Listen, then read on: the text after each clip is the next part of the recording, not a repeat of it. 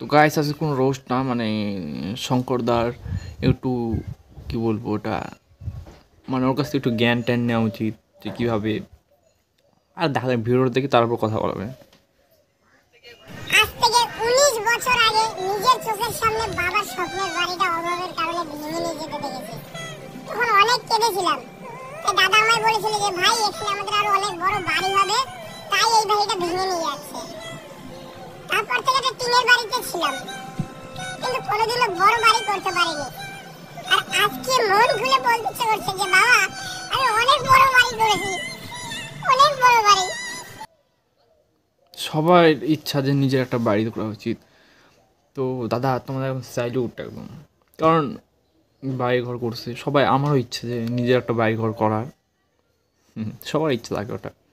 তো গাইস সবাই শঙ্করদাকে সাপোর্ট করো, আরও আরও এগিয়ে যাতে আমাকে একটু একটু সাপোর্ট করো। তো গাইস বাই বাই।